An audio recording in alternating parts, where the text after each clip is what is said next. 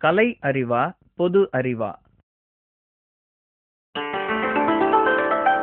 ராஜ்நகர்ல இருந்து ஒரு ஓவியன் விஜயநகரத்துக்கு வந்தான். ராஜாவுக்கு தன்னோட ஓவியத்தை எல்லாம் காமிச்சான். ஆஹா, ஓவியங்களெல்லாம் ரொம்ப நல்லா இருக்கே. ராமா, இந்த மான் நல்லா இருக்குல்ல, அதைத்தானே பார்த்துட்டு இருக்க? ஆமாம் அரசே, ஆனா அந்த மானுக்கு ஒரு காது தான் இருக்கு, அதை கவனிச்சிங்களா? ராஜாவால ஒன்னும் சொல்ல முடியல. ஆனா ஓவியனால அந்த தப்ப ஒத்துக்க முடியல.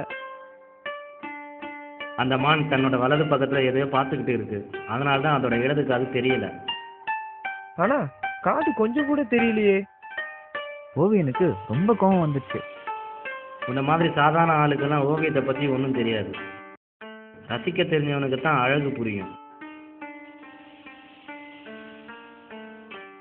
ஓவியன் செஞ்ச தப்ப அவருக்கு புரிய வைக்கணும்னு ராமன் நினைச்சான். மகாராஜா, நானும் நிறைய ஓவியங்கள் வரைஞ்சி வச்சிருக்கேன், உங்ககிட்ட காட்டலாமா?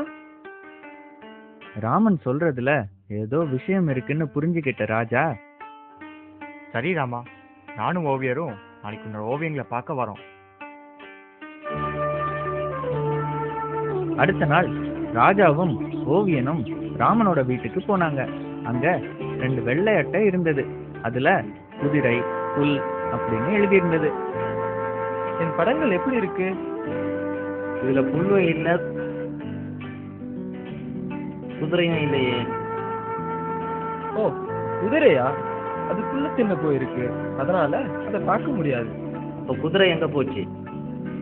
குதிரை புல்ல எல்லாம் சாப்பிட்டுடுச்சுல்ல, அதனால வேறு இடத்துக்கு இறை தேட போயிடுச்சு. ரசிக்க தெரிஞ்சவங்களுக்கு தான் படத்தோட அழகு புரியும். ஓவியன் தான் செஞ்ச தப்ப நினைச்சு வெக்கப்பட்டான்.